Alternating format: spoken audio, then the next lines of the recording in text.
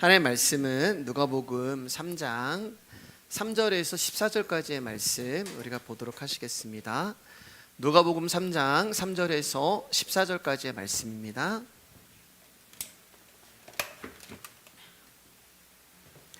누가복음 3장 3절에서 14절까지의 말씀이고요. 제가 한 절, 여러분 한 절, 마지막 절 14절은 같이 읽도록 하겠습니다. 요한이 요단강 부근 근처에 와서 죄사함을 받게 하는 회개의 세례를 전파하니 선지자 이사야의 책에 쓴 바 광야에서 외치는 자의 소리가 있어 이르되 너희는 주의 길을 준비하라 그의 오실 길을 곧게 하라. 모든 골짜기가 메워지고 모든 산과 작은 산이 낮아지고 굽은 곳이 곧아지고 험한 길이 평탄하여질 것이요 모든 육체가 하나님의 구원하심을 보리람과 같으니라.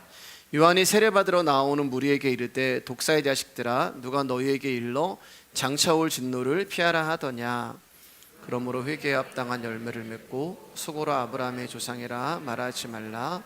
내가 너희에게 이르노니 하나님이 능히 이 돌들로도 아브라함의 자손이 되게 하시리라. 이미 도끼가 나무 뿌리에 놓였으니 좋은 열매 맺지 아니하는 나무마다 찍혀 불에 던져지리라. 무리가 물어 이르되 그러면 우리가 무엇을 하리이까.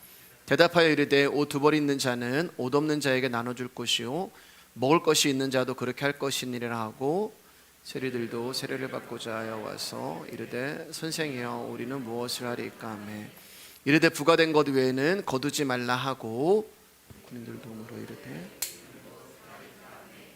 이르되 사람에게서 강탈하지 말며 거짓으로 고발하지 말고 받는 급료를 족한 줄로 알라 하니라. 아멘. 오늘 말씀의 제목 한번 크게 한번 읽어보겠습니다. 시작. 네, 우리 옆 사람과 인사하겠습니다. 귀하십니다. 지난 시간에 세례 요한의 이야기 첫 번째 시간으로 세례 요한의 등장에 대해서 말씀을 나누었습니다. 세례 요한은 예수님이 가시는 길을 앞서서 예배하는 자로 이 땅에 보내심을 받은 자죠. 세례 요한은 자신의 등장을 이사야서의 말씀을 인용해서 알리고 있는데 그 내용은 이렇습니다. 주님이 오실 길을 곧게 만드는 광야에서 외치는 자의 소리가 있을 것인데 그 소리는 세상에 치우쳐 살아가는 저와 여러분들이 마른 풀이요 시든 꽃이라는 것을 깨닫게 하심으로 우리 안에 있는 교만이 무너지고 평탄하게 되어 주님이 오실 길을 만드는 것이 외치는 자의 사명이다라는 것에 대하여 지난 시간에 우리가 오랜 시간 말씀을 나눴습니다. 세례 요한이 지금 복음을 외치고 있는 곳은 광야예요. 광야는 자기를 보는 사람도 없고 자기의 이야기를 들어주는 사람도 없고 자기를 인정해주고 칭찬해주도 없는 그저 그곳에서 나의 본질이 나의 욕망이 나라는 존재가 다 드러나는 곳이 광야예요. 그런데 하나님은 아무것도 없는 그 광야에서 복음을 외치라는 것입니다. 아무것도 없는 광야에서 외칠 수 있는 복음은 하나님 제가 아무것도 아닙니다. 내가 할 수 있는 것이 아무것도 없습니다. 이것을 외치라는 거예요. 아무도 없는 광야에서 복음을 외치면 그 복음이 들리는 사람은 내가 듣는 것입니다. 나밖에 없기 때문에 내가 외치면 내가 듣는 거예요. 그러니까 복음은 결국 내 옆 사람이 듣는 것도 아니고 다른 사람이 듣는 것도 아니고 내가 들어야 하는 것이고 나에게 외쳐야 하는 것입니다. 그래서 하나님이 저와 여러분들을 광야에 던져 놓으신 거예요. 그리고 그곳에서 그 외치는 소리를 통하여서 그 소리의 본질 되시는 당신을 우리 가운데 보여주시는 것입니다. 놀랍고 신기한 일이 일어나는 거죠. 소리는 눈에 보이지 않는 건데 보이지 아니하는 그 소리가 우리 눈에 보이는데 그분이 바로 예수 그리스도가 되는 거예요. 고린도후서 4장 7절 말씀입니다. 시작. 우리가 이 보배를 질그릇에 가졌으니 이는 심히 큰 능력은 하나님께 있고 우리에게 있지 아니함을 알게 하려 함이라.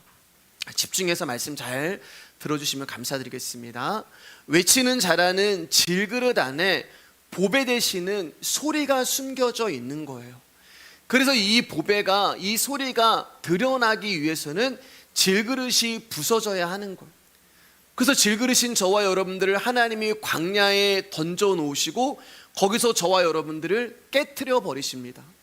그리고 저와 여러분들이 광야에서 깨짐으로 말미암아 우리 안에 있는 보배, 즉 소리가 드러나는 거예요. 그래서 외치는 자가 중요한 것이 아니라 소리가 중요하다고 말씀을 드리는 것이고, 질그릇이 중요한 것이 아니라 질그릇 안에 있는 보배가 중요한 거라고 말씀을 드리는 것입니다. 하나 더 볼까요? 마태복음 26장 7절입니다. 시작. 한 여자가 매우 귀한 향유 한 옥합을 가지고 와서 식사하시는 예수의 머리에 부으니, 옥합이라는 것은 향유를 담은 병을 말하는 거예요. 그러니까 향유가 담기지 않으면 이 병은 그냥 흔하디 흔한 병이 되는 것입니다. 그러니까 흔한 병에 향유가 담김으로 말미암아 옥합이라고 하는 귀한 병이 된 거예요. 흔한 병은 저와 여러분들을 말씀하는 거죠. 그러니까 흔한 병인 저와 여러분 안에 예수 그리스도라고 하는 생명이 담김으로 말미암아 저와 여러분들이 옥합이 되어야 하는 거예요. 근데 옥합은 역할이 무엇이냐? 옥합은 깨져야 하는 거예요. 옥합은 깨지고 부정되고 부인되어질 때 옥합 안에 있는 향유가 드러나게 되어 있는 것입니다. 그래서 하나님이 질그릇인 저와 여러분들을, 옥합인 저와 여러분들을, 외치는 자인 저와 여러분들을 광야로 보내서 거기서 저와 여러분들을 깨시고 부수고 박살을 내셔서, 야, 나는 마른 풀이구나, 나는 시든 꽃이구나. 여러분, 마른 풀이 뭐가 될 수가 있겠어요? 저기 뒤에 이제 화분에 물이 있는데 물을 이렇게 주는데 오늘 와서 보니까 말라서 죽었더라고요. 예. 여러분, 풀이 말라버리면 아무 소용이 없는 거예요. 꽃이 시들어버리면 아무 소용이 없는 거예요. 저와 여러분들이 그런 존재라는 것을 하나님은 우리의 인생 내내 알게 하시고 우리의 인생 내내 깨닫게 하시기 위하여서 우리를 광야로 내모시는 것입니다. 자, 우리 5절 6절 한번 읽도록 하겠습니다. 시작. 모든 골짜기가 메워지고 모든 산과 작은 산이 낮아지고 굽은 것이 곧아지고 험한 길이 평탄해질 것이요 모든 육체가 하나님의 구원하심을 보리라 함과 같으니라. 여기 이제 골짜기라고 이야기하잖아요. 골짜기가 메워졌다라고 이렇게 표현을 하고 있습니다. 그러니까 원래 골짜기는 없었던 거예요. 원래 평지였는데 그 평지였던 곳이 파짐으로 패어졌기 때문에, 무언가가 빠져나갔기 때문에 골짜기가 된 거예요. 그러니까 골짜기라는 것은 채워져 있던 무언가가 빠져나간 상태를 골짜기라고 이야기합니다. 그럼 산이라는 것은 무엇일까요? 산이라는 것은 여러분, 도저히 내가 어떻게 할 수 없는 거대한 장벽을 말하는 거예요. 하나님이 아브라함을 부르실 때 그 아들을 데리고 모리아산에 가서 제물로 바쳐라 이렇게 말씀을 하셨잖아요. 여러분, 멀리서 산을 보면은 저까지 거 내가 넘어갈 수 있다고 생각을 합니다. 멀리서 보면은 손가락 하나보다도 낮은 게 산이에요. 저거 내가 넘어갈 수 있지. 저 모리아산에 가서 내 아들 내가 얼마든지 번제로 바칠 수 있지. 그러나 그 산이 점점 가까이 오면 올수록 여러분, 산은 우리가 넘어갈 수가 있는 산이 아니에요. 우리 앞에 무너질 수 있는 산이 아니에요. 산은 내 앞에 있는 거대한 장벽을 말합니다. 그러면 파여있는 골짜기와 내 앞에 있는 장벽과 같은 산은 무엇을 말하냐? 나는 그 앞에서 아무것도 할 수 없다는 존재를 이야기하는 거예요. 여러분, 지겨우시죠? 아무것도 할 수 없다는 말. 예. 근데 여러분, 우리가 그 앞에서 할 수 있는 게 아무것도 없어요.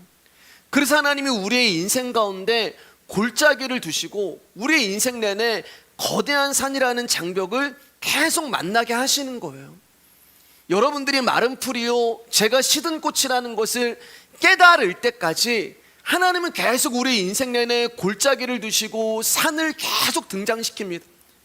그리고 그것을 통하여서 결국에는 이 산은 내가 어떻게 할 수 없는구나, 이 골짜기는 내가 어떻게 메꿀 수 없구나라는 것을 알게 하시는 거예요. 마른 풀과 시든 꽃이 무엇을 할 수 있겠습니까? 우리는 다 이 산을 앞에 두고 이 골짜기를 앞에 두고 인생 내내 씨름하면서 살아가요.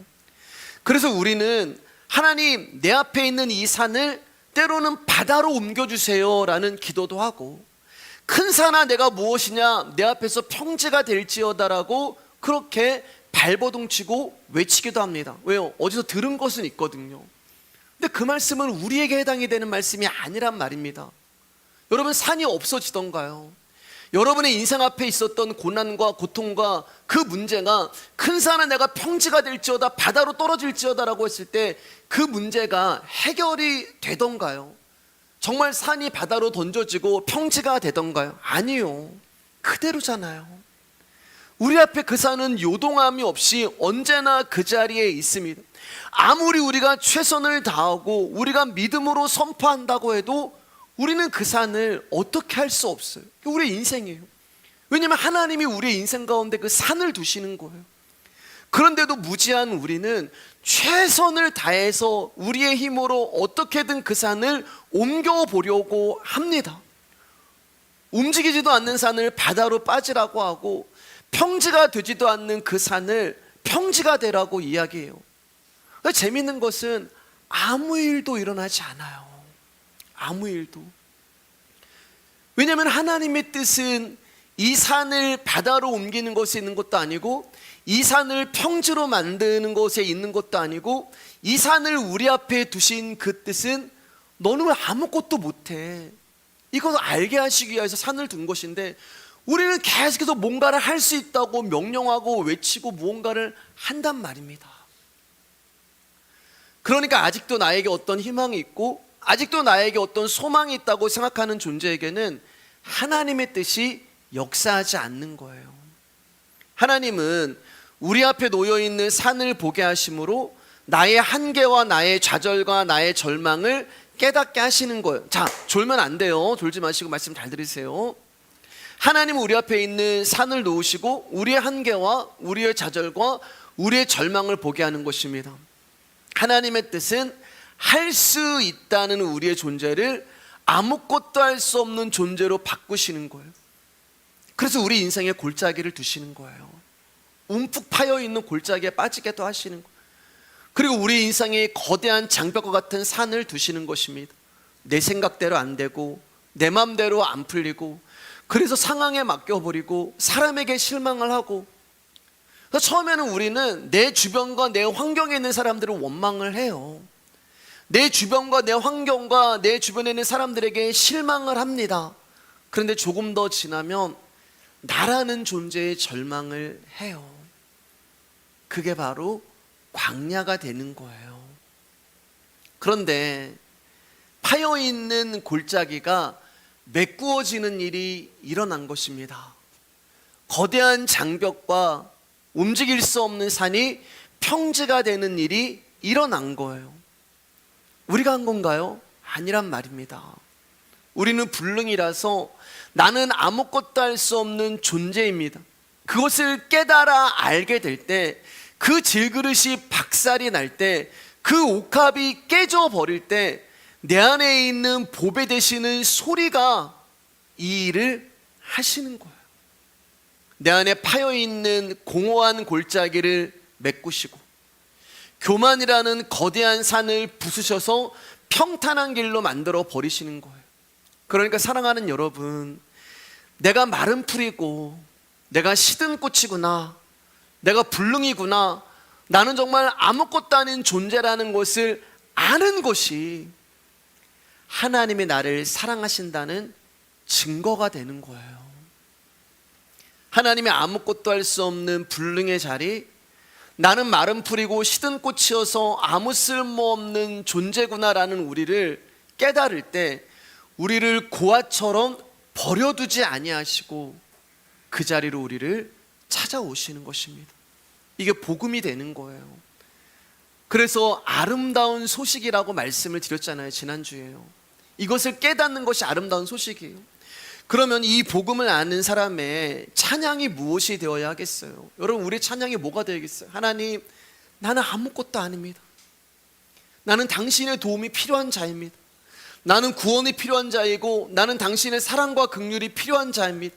나는 어두움이고 나는 공허함이고 내 힘으로는 내 인생에 있는 파여있는 골짜기와 거대한 산을 어떻게 할 수 없는 존재이기 때문에 주님, 나를 긍휼히 여겨주시고 나를 불쌍히 여겨주시고 나에게로 찾아와 주시고, 그래서 내 마음의 공허한 골짜기를 메꿔주시고 내 마음의 교만한 산을 무너뜨려 주세요.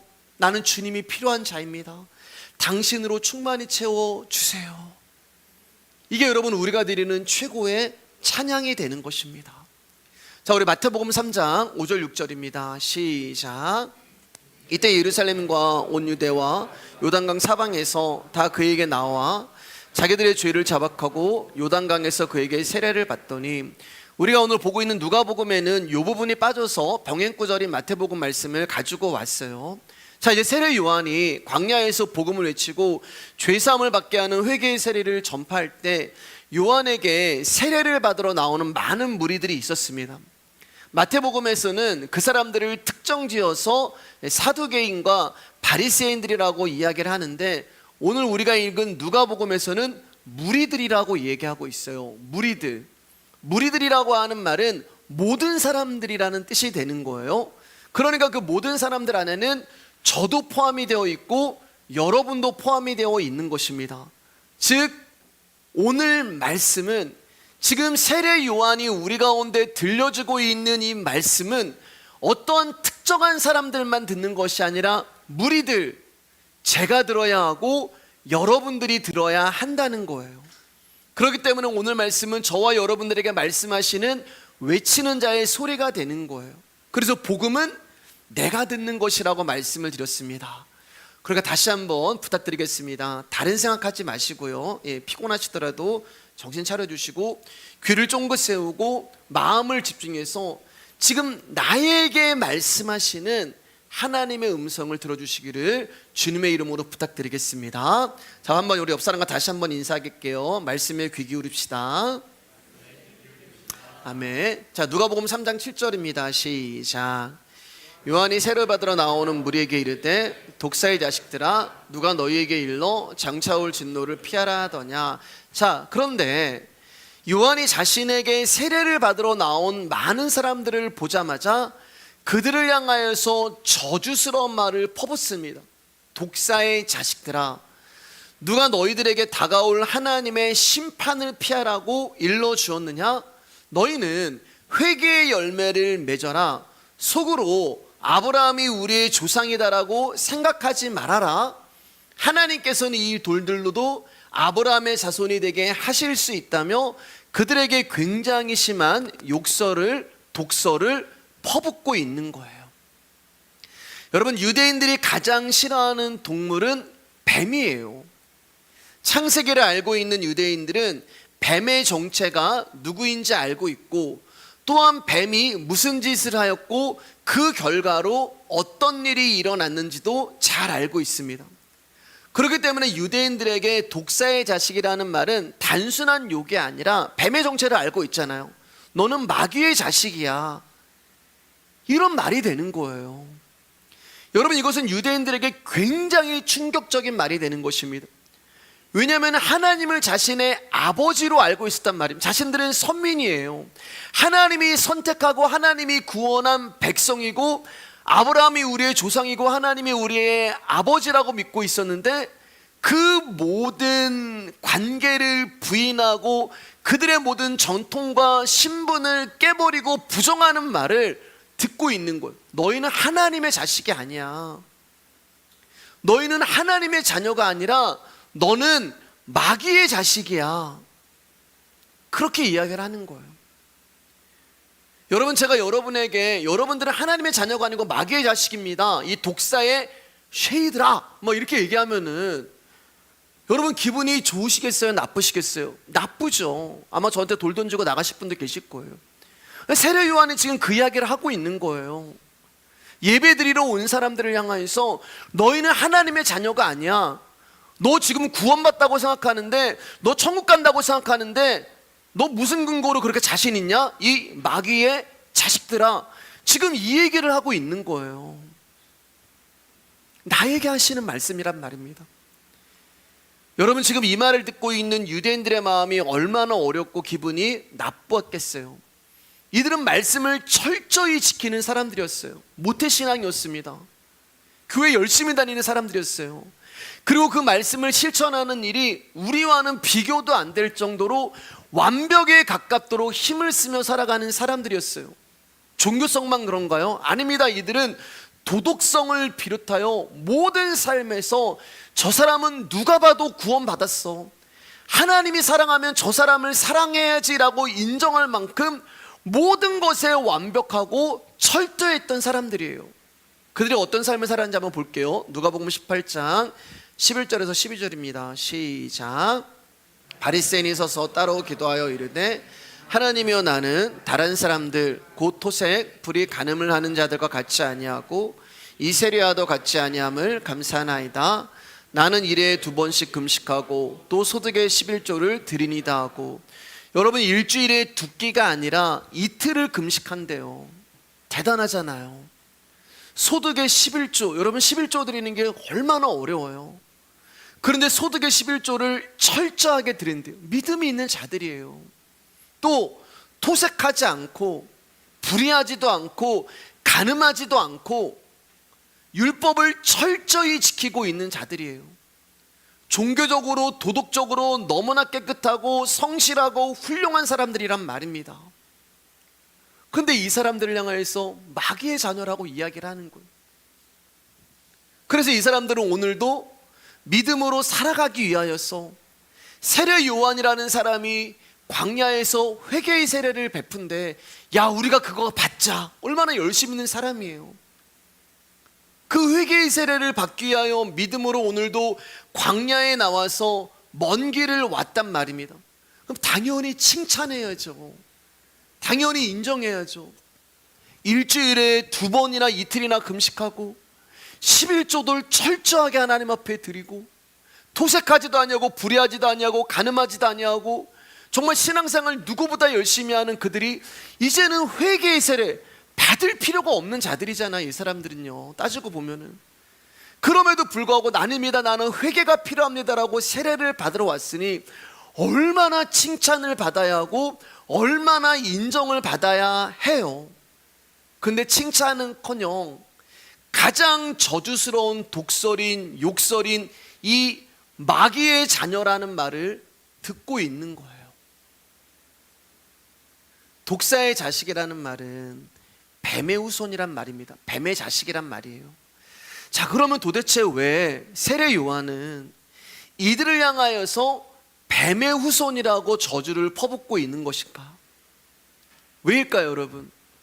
그것은 바로 그들이 하고 있는 일이 뱀의 일이기 때문에 그렇습니다.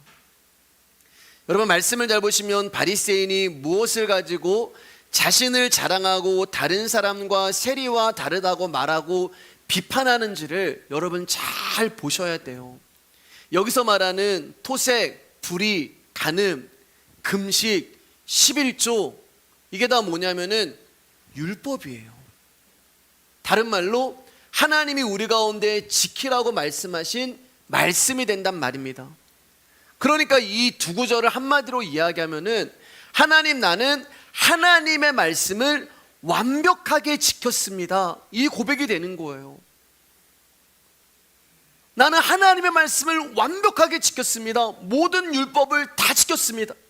하라는 거 했고요, 하지 말라는 거 안 했습니다. 그런데 그게 뱀의 일이라는 거예요. 자, 창세기 3장 1절입니다. 시작.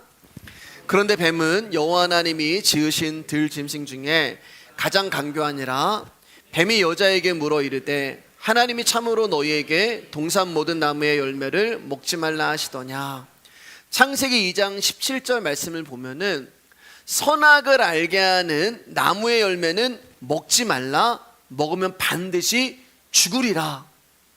하나님이 이렇게 말씀하셨어요. 하나님의 말씀은 반드시 죽으리라라고 말씀하셨어요. 먹지 말라, 먹으라, 이렇게 말씀하시지 않으셨단 말이에요. 예. 하나님의 말씀은 포인트는 뭐냐면은 반드시 죽으리라. 근데 이 마귀가 어떻게 하냐면은 하나님의 이 말씀에서 반드시 죽으리라고 하는 말씀을 쏙 빼버린 거예요. 다시 한번 창세기 3장 1절 말씀 가볼까요? 창세기 3장 1절 말씀 보면은 여기 보면은 하나님이 너희에게 그 나무의 열매를 먹지 말라 하시더냐. 그 뒤에 뭐가 있어요? 먹으면 반드시 죽는다고 하셨느냐. 그 말씀을 쏙 빼버린 거예요.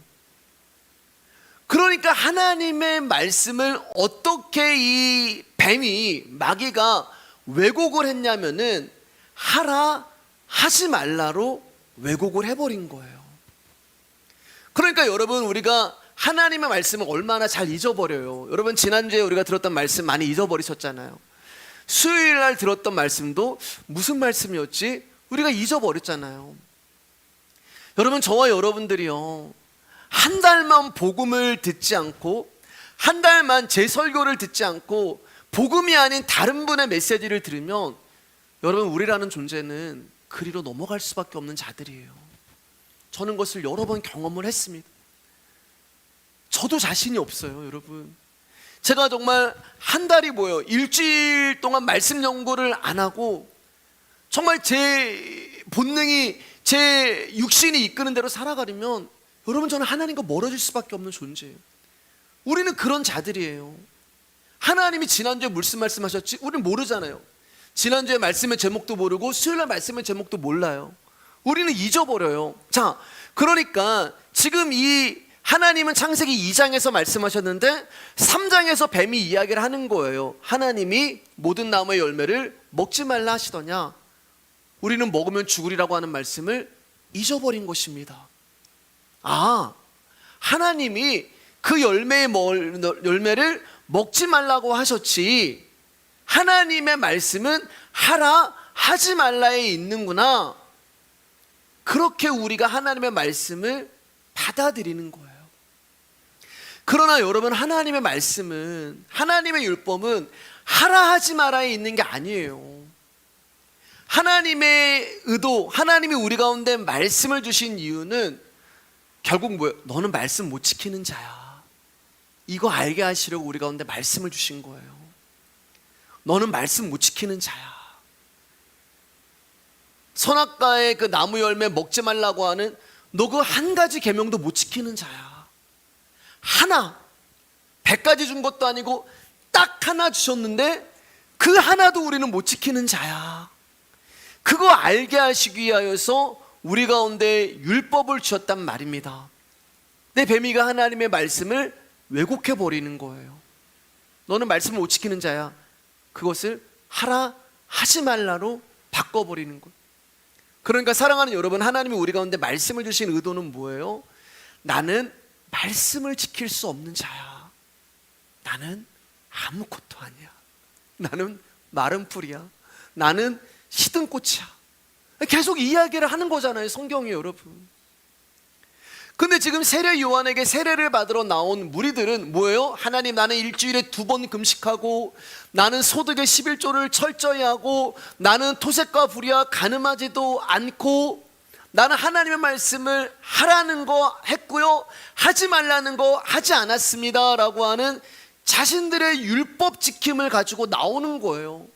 하나님의 뜻은 그게 아닌데, 너는 말씀을 못 지키는 자야. 하나님 뜻은 그건 나는 말씀을 지켰습니다로 나오는 거예요. 하나님, 나는 말씀을 지킬 수 없는 자입니다. 그래서 하나님이 이 바리새인과 세리가 기도를 할 때 누구를 의롭다고 얘기하셨냐면 세리를 의롭다고. 하나님, 나는 저 세리와 같이 불의하지도 않고 토색까지도 가늠한, 나는 일주일에 2번 금식하고, 나는 소득의 11조도 하고, 나는 철저히 율법을 지켰습니다. 세리는 뭐라고 얘기해요? 하나님, 나는 죄인입니다. 나는 그 말씀을 하나도 지키지 못했습니다. 하나님이 원하는 게 이거란 말이에요.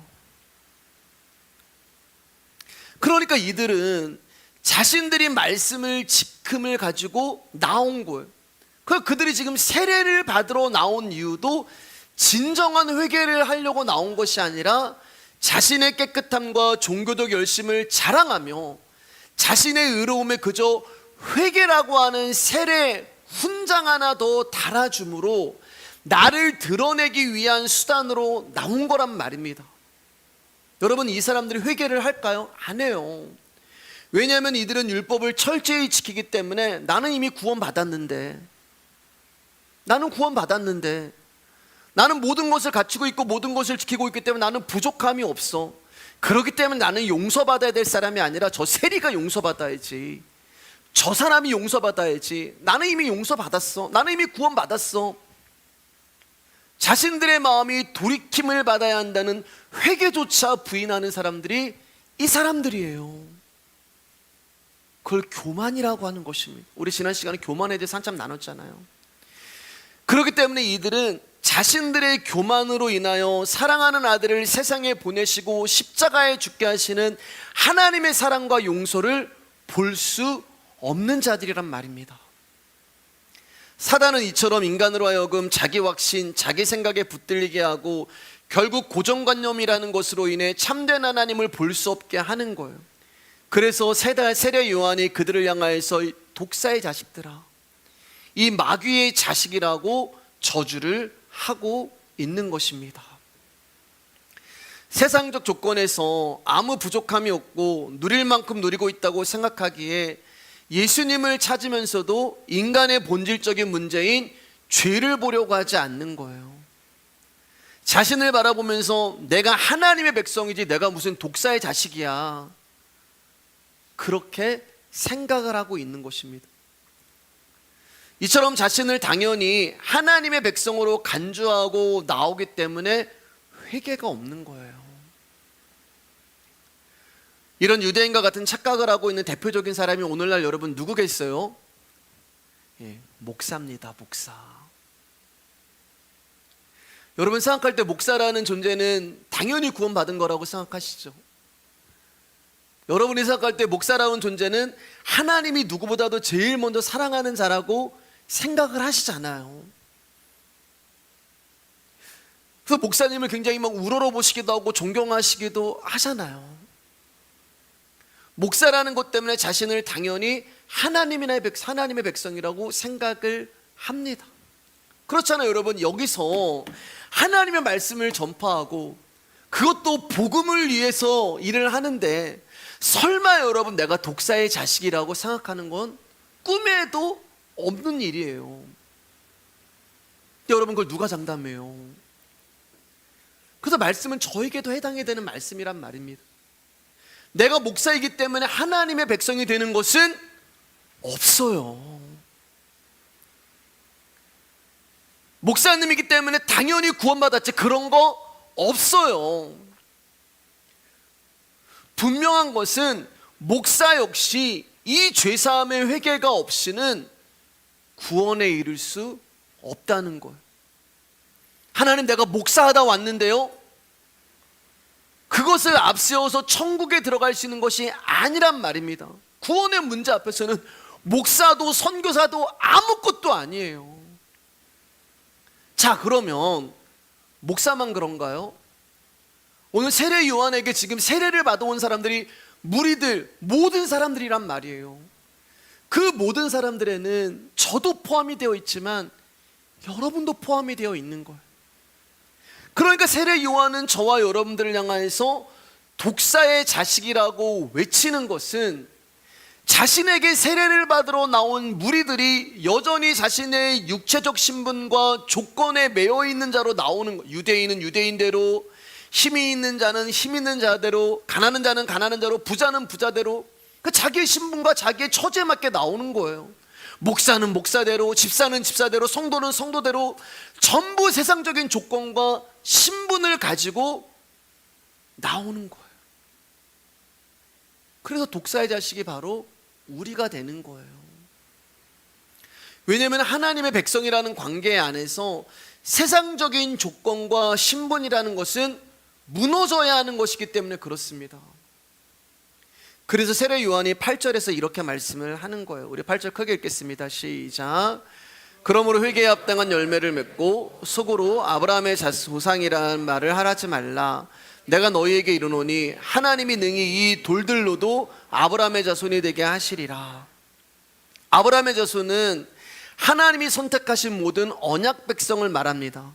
그런데 아브라함의 자손이 되기 위해서는 조건이 있단 말이에요. 그 조건이 뭐냐면은 회개에 합당한 열매가 있어야 돼요. 자, 바리새인과 사두개인들은 우리가 조금 전에 나눈 것처럼 뱀의 후손이기 때문에 그들은 나는 말씀을 지킵니다라고 나왔기 때문에 그들에게는 회개의 열매가 있을 수 없어요. 그러기에 그들은 열매를 맺을 수 없는 자들입니다. 그러면 저와 여러분들은요, 우리도 마찬가지였어요. 왜요? 여기 보세요, 여러분. 하나님이 능히 이 돌들로도 아브라함의 자손이 되게 하시리라. 그러니까 아브라함의 자손이 누가 되냐면 돌이 아브라함의 자손이 되는 거예요. 돌이요. 돌이 뭐예요, 여러분? 또 얘기할게요. 아무것도 아니잖아요. 돌이 뭐예요? 마른 풀이고 시든 꽃이잖아요. 왜요? 죽었잖아요. 돌은 생명이 없습니다. 죽어있는 존재를 말하는 거예요. 허물과 죄로 죽어있는 존재가 돌이란 말이에요. 죽음이라는 것은 생명이 없는 상태를 말하는 거예요. 그래서 저와 여러분들이 흙으로 만들어진 거예요. 흙으로 만들어졌으면 아무것도 아니에요. 그건 인형일 뿐이에요. 거기에 하나님이 당신의 생명을 불어주어 주시니까 우리가 생명이 된 거예요. 그러니까 그런 돌로 만들어진 우리는 아무것도 아니에요. 그런데 돌들인 저와 여러분들이 아브라함의 자손이 된 거예요. 어떻게 이런 일이 일어난 거예요? 출애굽기 32장 15절 16절입니다. 집중해서 들어주세요. 굉장히 중요한 얘기를 하고 있는 것입니다. 자, 시작. 모세가 돌이켜 산에서 내려오는데 두 증거판이 그의 손에 있고 그 판의 앞면 이쪽 저쪽에 글자가 있으니 그 판은 하나님 만드신 것이요 글자는 하나님이 쓰셔서 판에 새기신 것이라. 모세가 하나님의 말씀을 받았는데 어디에 받았냐면은 돌판에 받은 거예요. 돌판. 예. 그 돌판이 저와 여러분이란 말이에요. 저와 여러분이 돌이었잖아요. 그런데 여기 보면은 하나님이 글자를 돌에다가 쓰시는 거예요. 글자가 뭐예요, 여러분? 말씀이란 말입니다. 말씀이 육신이 돼 우리 가운데 거하신 분이 누구예요? 예수 그리스도예요. 그러니까 돌이라는 나에게 하나님이라고 하는 그 분이 글을 쓰신 거예요. 내 돌이라고 글을 쓰심으로 말미암아 내가 생명이 된 거예요. 그래서 요한복음 9장에 보면은 예수님이 가늠한 여인을 앞에 두고 돌에다가, 흙의 돌이잖아요. 같은 성분이잖아요. 그 흙에다가 글을 쓰시는 거예요. 하나님이 글자를 그 흙에다 쓰시는 거예요. 그거 뭐라고 쓰셨지? 중요하지 않아요. 여러분, 중요하면 성경에서 얘기를 했겠죠.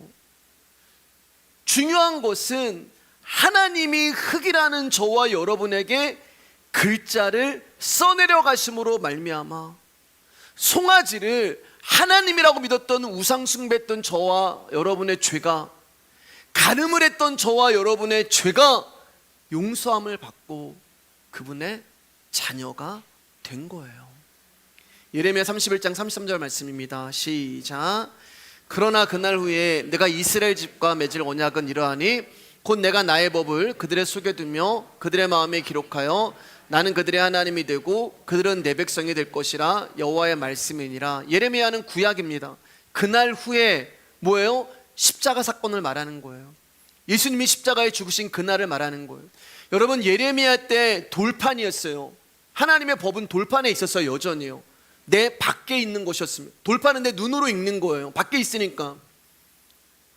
아무리 가까워도 밖에 있는 것입니다. 그런데 여기 뭐라고 얘기하면은 그날 후에 예레미야가 얘기합니다. 그날 후에 내가 이스라엘 집과 맺을 언약은 이러하니 곧 내가 나의 법을 그들의 속에 두며 우리의 마음에 기록하니. 그러니까 지금은 눈에 보이는 돌판이, 밖에 있는 돌판이 내 마음에 기록이 되는 거예요. 언제요? 예수 그리스도가 십자가에 죽으신 그날에 그 십자가에 죽으신 그 예수 그리스도의 생명이 내 안에 들어오심으로 말미암아 이제 내 심령의 거룩이라고 하는 말씀이 씌워짐으로 말미암아 부정한 우리가, 마른 풀이었던 시드른 꽃이었던 먼지와 같은 우리가, 죄인 중에 계셨던 우리가 아브라함의 자손, 하나님의 백성이 된 거예요. 그래서 돌이었던 우리가 아브라함의 자손, 하나님의 자녀가 되고 하나님이 우리 아버지가 된 것입니다. 그러니까 여러분, 우리가 회개에 합당한 열매를 내어놓을 수가 없는 자들이에요. 우리는요, 아무리 내가 회개를 해도 구원받을 수 있는 게 아니란 말입니다. 우리가 회개에 합당한 열매를 내어놓을 수 있는 것이 아니라 하나님이 우리를 찾아오셨기 때문에, 그분이 우리 안에 있기 때문에, 그분이 당신의 말씀으로 우리 가운데 써내려 가셨기 때문에 저와 여러분들이 회개에 합당한 열매를 내어놓을 수 있는 그분의 자녀가 된 거예요.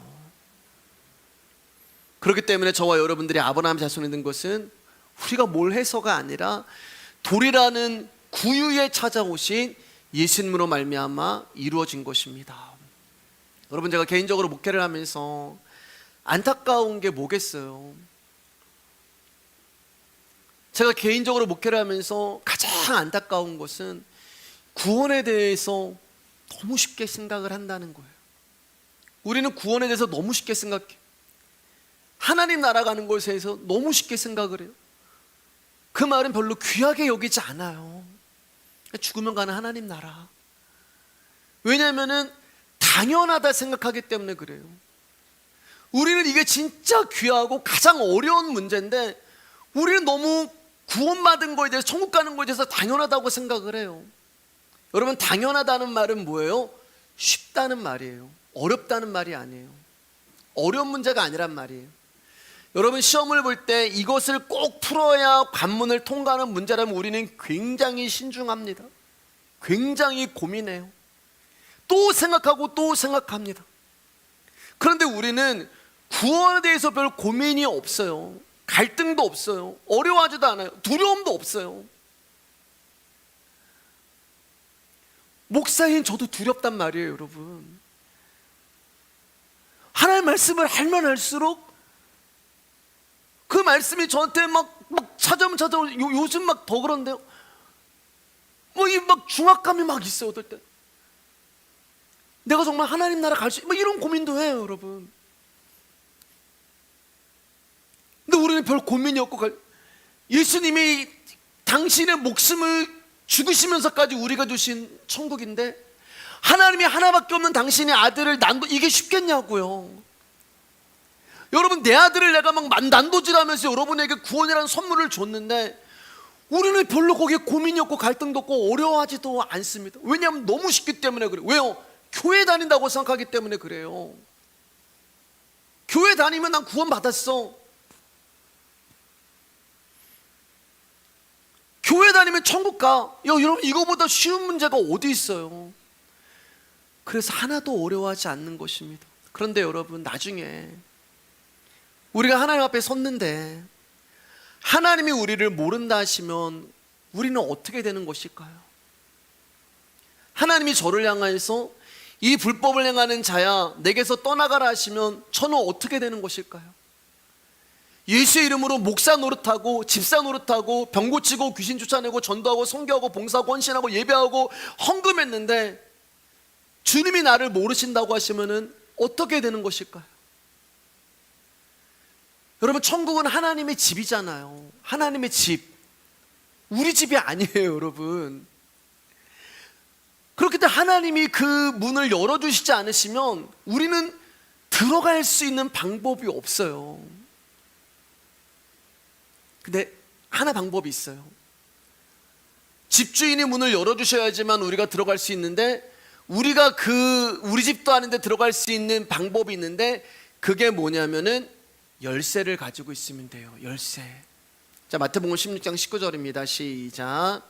내가 천국 열쇠를 내게 주리니 내가 땅에서 무엇이든지 매면 하늘에서도 매일 것이요 내가 땅에서도 무엇이든지 풀면 하늘에서도 풀리리라 하시고, 요즘은 집에 이제 들어가려면 도어락 비밀번호로 누르고 들어가잖아요. 여러분, 제가 살고 있는 집의 주인은 접니다. 여러분은 못 들어오세요. 예. 제가 열어주면은 들어오죠. 여러분, 절대 우리 집에 들어올 수가 없어요. 그런데 여러분, 우리 집에요, 제가 문을 열어주지 않았음에도 불구하고 새벽 1시건 아침 막 10시건 들어오는 놈이 있어요. 예. 그 친구가 누구냐면 제 아들이에요. 아들은 제가 문을 열어주지 않아도, 제가 허락하지 않아도 자기 마음대로 들어와요. 왜요? 비밀번호를 알고 있거든요. 저와 여러분들은 하나님의 자녀입니다. 아멘. 예. 자녀들이잖아요. 그러면 그 말은 내가 천국 열쇠를 내게 주리니, 여러분, 제 번호를 제가 종민 형한테 우리 집 전화 안 알려주잖아요. 제 아들이 아니기 때문에. 그럼 하나님이 천국 열쇠를 내게 줬대요. 아들이기 때문에 우리 가운데 준 거예요. 그러니까 저와 여러분 안에는 천국에 들어갈 수 있는 열쇠가 있는 거예요. 그런데 내가 천국을 갔는데 하나님, 나 너 몰라. 그 말은 무슨 말이 되겠어요? 둘 중에 하나예요, 여러분. 하나는 나에게 천국 열쇠가 없다는 것이고, 또 하나는 엉뚱한 열쇠를 가지고 있다는 거예요. 그리고 그 말은 나는 하나님의 자녀가 아니라는 것이고 그 사람은 구원을 받지 못했다는 말이 되는 것입니다. 반면에 우리가 천국에 들어갈 수 있다는 것은 천국이 우리 집이라는 말이고, 더 정확하게 말하면 내 아버지가 하나님이 된다는 거예요. 그런데 우리가 그 집을 자유롭게 들어갈 수 있다는 말은 우리가 그 집의 아들이란 말이고 천국 열쇠를 가지고 있다는 것입니다. 그러면 그 천국 열쇠가 뭐냐? 뭐겠어요, 여러분? 나로 말미암지 않고는 아버지께로 갈 자가 없다고 말씀하신 예수 그리스도가 되는 거예요. 그래서 우리는 예수 그리스도를 배우는 것입니다.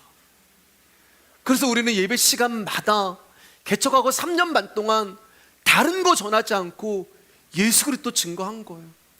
여러분, 우리의 삶 가운데, 우리의 신앙생활 가운데 하나님 나라 가는 것보다 중요한 게 어디에 있어요?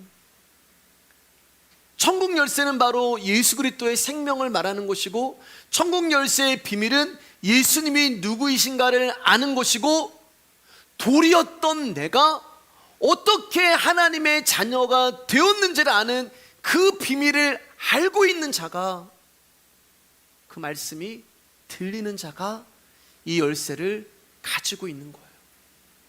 그래서 내가 땅에서 무엇이든지 매면 하늘에서도 매일 것이요, 내가 땅에서 무엇이든지 풀면 하늘에서 풀리라고 하신 말씀은 네가 원하는 것도 다 들어줄 거야, 이런 뜻이 아니라 그분이 내 안에 계시고 내가 그분 안에 계시기 때문에 내가 구하는 것이 그분이 구하는 것이고 그분이 원하는 것이 내가 구하는 것이라는 것을 말씀드린 거예요. 다시 말해서 하나님 나라가 이미 내 안에 있다는 거예요.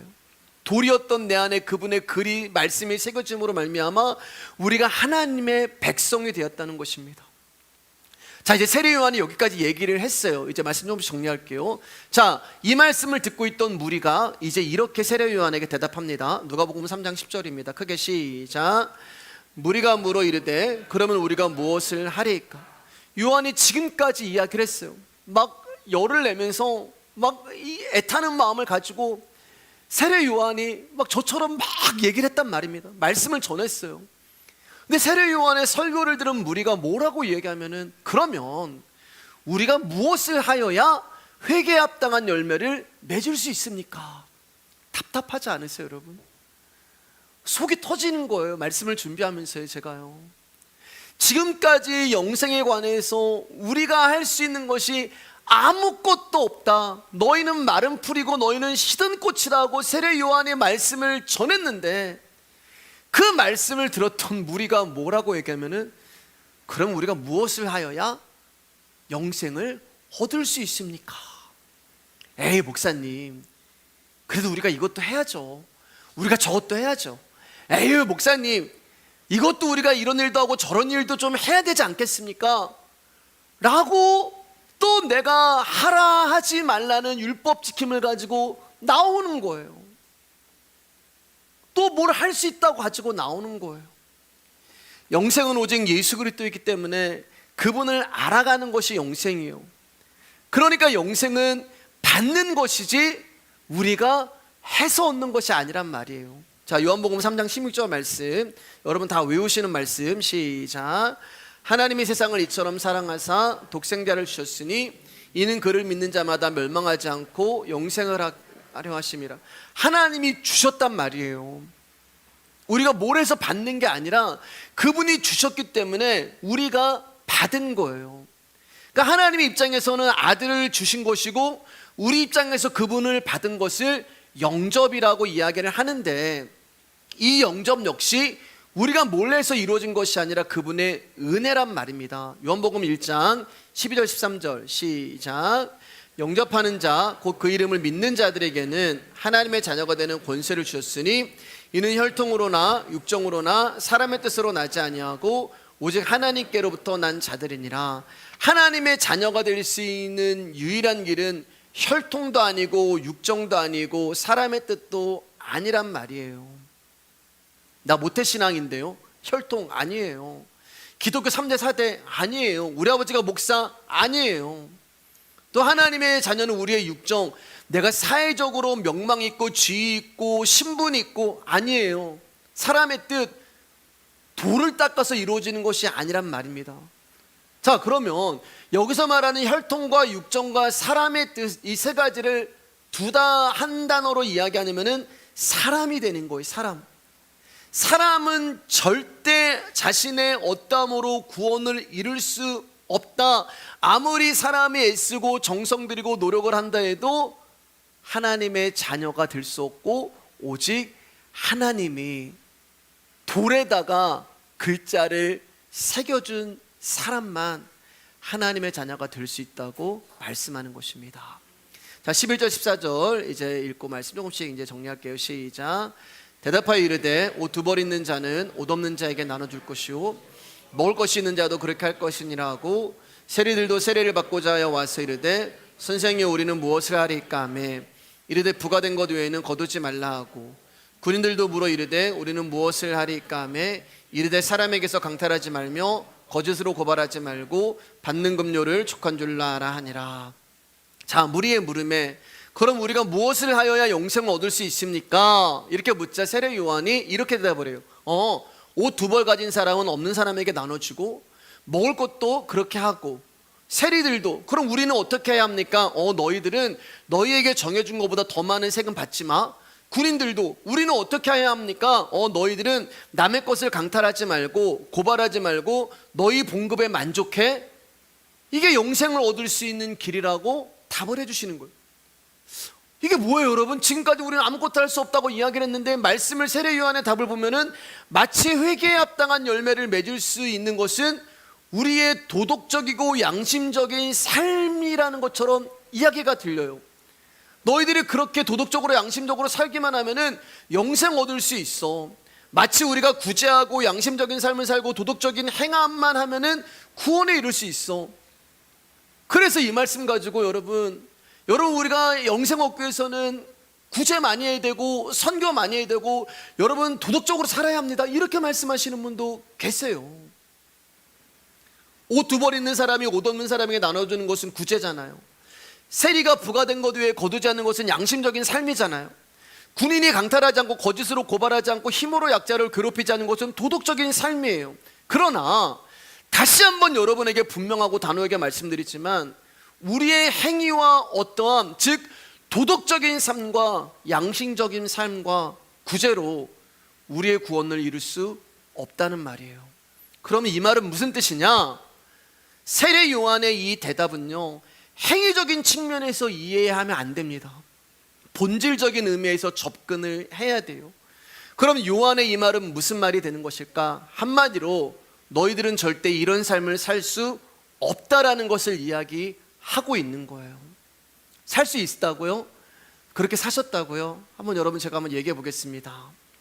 옷 두 벌 가진 사람은 없는 사람에게 나눠주라고 하시잖아요. 여러분, 우리에게 가장 많은 욕심 중에 하나가 뭐예요, 여러분? 옷 욕심이잖아요. 예. 두 벌이 뭐예요, 여러분? 우리는 수백 벌, 수천 벌 가지고 있잖아요. 옷장 열어보면은 1년 동안 한 번도 안 입은 옷들이 빽빽하게 있잖아요. 그런데도 우리는 홈쇼핑에서 7종, 5종짜리 막 옷 사잖아요, 여러분. 옷은 못 버려요. 참 버리지 못하는 게 옷이지 않으세요, 여러분? 왜냐하면 옷은 나를 돋보이게 해주는 도구가 되기 때문에 그렇습니다. 그러면 여기서 나눠주는 옷은 어떤 옷이 될까? 어떻게 해도 입어보려고 하는데 안 들어가는 옷들 있잖아요. 예. 이 작년까지는 이상하게 들어갔는데 어떻게 해도 내가 막 다리를 집어넣으려고 했는데 안 들어가고 막 이 배가 막 안 잠기고 이런 옷들 있잖아요. 그거 어떻게 해요? 아깝지만 주는 거예요. 그리고 유행이 지나서 실증이 난 옷, 우리 그런 거 나누잖아요, 여러분, 솔직하게. 그러면서 꼭 우리는 생색을 냅니다. 이거 진짜 비싼 옷인데, 이거 진짜 좋은 옷인데, 우리는 옷을 나눌 수 있는 자들이 아니에요. 먹는 것은요, 우리는 항상 내가 먼저 배불러야 돼요. 내 가족이 배불러야 돼요. 언제 나눠요? 내가 배부르고 나서, 내 가족이 배부르고 나서. 그러니까 더 이상 먹을 수는 없고 버리기에는 아까울 때 우리는 그때 이거 나눌까? 이런 생각을 가져요. 그리고 우리라는 존재는 가진 것에 만족하지 못합니다. 세금 외에는 더 부과할 더 거둬야죠. 어떻게든지 내가 더 많이 갖고 더 많은 것을 만족해야죠. 저만 그런 것처럼 여러분 말씀을 들어주시는데요, 다 그렇잖아요. 다른 사람의 것을 강탈하고, 군인들 그 사람을 밟고 올라서라도 나라는 존재의 소유를 쌓고 싶은 자들이 우리잖아요. 그러니까 이 말씀은 구제 열심히 하면 영생에 회개에 합당한 열매를 맺고 영생에 이룰 수 있다는 그런 말이 아니라, 너희들은 절대 이 삶을 살 수가 없는 자들이야. 그렇기 때문에 너희들의 어떠함으로 영생을 얻을 수 없다는 말입니다. 그래서 우리는 말씀 앞에서 또 무너지고 박살이 나는 거예요. 그런데 여러분, 놀라운 일이 있어요. 참 신비한 일이 있어요. 우리는 절대로 이 말씀을 지킬 수 없어서 무너지고 박살이 나는 존재들인데, 정말 신기한 일이 뭐냐면은, 무너지고 박살이 나고 깨져버린 그곳에서 하나님의 일이 드러나는 곳이 있어요. 그게 바로 교회라는 곳이에요. 우리 공동체라는 것. 여러분, 말씀을 들으면서 우리는 깨지고 있습니다. 소리가 그 일을 한다고 말씀드렸잖아요. 골짜기가 메꿔지고 산이 무너지고, 우리 안에서 그런 일이 지금 일어나고 있는 거예요. 아, 내가 맞아, 내가 옷두벌 나누지도 못한 존재야. 그래, 나는 내 배와 내 가족들만 우선인 자들이야. 그래, 나는 남의 것을 뺏어 난 높이 올라가는 그런 자들이야. 근데 말씀드리면서, 그래, 내가 그런 자였구나, 그런 자였구나. 이런 내가 무슨 목사고, 이런 내가 무슨 집사고, 이런 내가 무슨 하나님의 구원을 이야기하고, 이런 내가 무슨 믿음 있다고 얘기하고, 우리는 지금 그것이 깨지고 있는 자리예요. 그런데 나는 아무것도 할 수 없는 존재라는 것이 지금 막 여기서 깨지고 박살이 나고 무너지고 있는 공동체인데, 신기한 일이 일어나는데, 여러분, 우리 안에서 나눠지고, 우리 안에서 베풀어지고, 우리는 그렇게 못 사는 자들인데, 우리 안에서 사랑이 나오고 용서가 나오고 손해를 보고 헌신하고 감사하고, 나는 이렇게 못 사는 사람인데 우리 안에서 나눔이 일어나고, 어떻게 이런 일이 공동체에서 일어나고 있냐는 거예요. 왜 여러분? 나는 못하는데 그 소리가 내 안에서 나를 깨시고, 그 소리가 이 일을 하시는 거예요. 내가 아니라 내 안에 있는 예수님이 이 일을 하시는 거예요. 그래서 저는 매주 정말 하나님 앞에 감사드려요. 매주 이런 일들이 우리 가운데 일어나잖아요. 여러분, 주일마다 나누고 감사하고 축복하고 사랑하고 용서하고 손해보고 내가 헌신하고, 그러면서 나 드러내지도 않고. 그게 누구의 일이에요, 여러분? 예수 그리스도의 삶이란 말입니다. 그러니까 여러분들은 모르지만 우리 안에서 그 일이 일어나고 있는 거예요. 자, 마지막으로 마태복음 5장 38절 42절 읽고 말씀 마치겠습니다. 시작. 또 눈은 눈으로 이는 이로 갚으라 하였다는 것을 너희가 들었으나 나는 너희에게 이르노니 악한 자를 대적하지 말라. 누군지 내 오른편 뺨을 치거든 왼편도 돌려대며, 또 너를 고발하여 속옷을 가지고자 하는 자에는 겉옷까지도 가지게 하며, 또 누구든지 너로 억지로 우리를 가게거든 그 사람과 심리를 동행하고, 내게 구하는 자에게 주며 내게 꾸고자 하는 자에게 거절하지 말라. 또 내 이웃을 사랑하고 내 원수를 미워하라 하였다는 것을 너희가 들었으나 나는 너희에게 이르노니 너희 원수를 사랑하며 너희를 박해하는 자를 위하여 기도하라. 이같이 한즉 하늘에 계신 너희 아버지의 아들이 되리니. 여러분, 우리가 이 삶을 어떻게 살아요? 왼편 맞았는데 오른편 봤는데 왼편 맞았는데 오른편 떼어주세요. 오른편 맞았는데 왼편도 때려주세요. 우리 누가 그렇게 얘기해요? 속옷 뺏어가는 자에게 겉옷도 가져가요. 그거 알몸이 되는 거잖아요. 누가 그렇게 해요? 오리를 가고 싶고, 우리는 싫은 사람과 1분 오리를 가거든, 이 말은 있기 싫은 사람이에요. 불편한 사람. 1분도 같이 있고 싶지 않아요. 어떻게 심리를 가요, 여러분? 구하는 자에게 주며 나에게 뭐 돈 좀 줄래요? 우린 못 줘요. 우린 지갑에서 10,000원 한 장 나누는 것도 힘든 사람들이에요. 내 이웃을 사랑하고 원수를 사랑하라. 원수를 어떻게 사랑해요, 여러분? 박해하는 자, 나를 미워하는 자에 기도하라. 어떻게 우리가 기도해요? 이 말씀 우리가 살아낼 수 있는 삶이 아니에요, 여러분. 옷 2벌 나눠주고 먹을 거 주고, 이 세리와 군병과 바리새인들에게 한 말씀이잖아요. 이렇게 해서 영생을 얻는다. 우리는 못해요. 그럼 여러분 45절 다시 한번 크게 읽어주실까요? 시작. 이같이 한즉 하늘에 계신 너희의 아버지의 아들이 되리니. 하늘에 계신 너희의 아버지의 아들이 뭐예요? 열쇠를 가지고 있는 자, 하나님 나라에 들어갈 수 있는 자. 근데 여기 보면은 잘 보세요. 이같이 한즉 하늘에 계신 너희의 아버지의 아들들이라고 얘기하고 계세요? 아들이라고 얘기하고 계세요? 아들, 단수예요. 한 사람. 이같이 한즉 하늘에 계신 너희 아버지의 아들이 되리니. 이 아들이 누구예요, 여러분? 예수님이요. 예수님이 이 삶을 사셨잖아요. 속옷 가지고 군병들이 막 나눌 때 겉옷까지 다 주시고 실오라기 하나 걸치지 아니하시고 십자가에 달리시잖아요. 왼편 맞고 오른편 맞고 침뱉음 당하고, 죄인인 우리와, 일본도 있기 싫으신 우리와 심리가 뭐예요? 이제 우리 안에 들어와 사시고, 자기를 십자가에 찔러 죽인 그 원수를 사랑하고, 자기를 미워하는 자를 위해서 십자가에서 아버지 저들을 용서해 주세요라고 기도하고, 우리가 아니란 말이에요. 그래서 아들, 하나님의 아버지의 아들, 한 분밖에 없는 아들, 그 예수 그리스도를 말하는 것입니다. 그런데 그 예수님이 내 안에 들어오셨단 말이에요. 우리 안에 들어오셨단 말이에요. 사람은 도저히 이룰 수 없는 이 일을 내 안에 들어오신 그분이 오셔서 이루신단 말입니다. 우리는 회개에 합당한 열매를 맺을 수 없어서 영생을 얻을 수 없는 자들인데, 골짜기와 산 앞으로 무너진 자들인데, 우리 안에 그분이 오심으로 말미암아 이 일이 일어나게 됐다는 말이에요. 그래서 그분을 우리가 오늘도 감사하고 찬양하고 사랑하고, 나는 그분 앞에서 아무것도 아니라는 고백에 나오고, 나를 긍휼히 여겨달라는 그분의 찬양이 우리 가운데서 나오는 것입니다. 오늘은 여기까지 하겠습니다.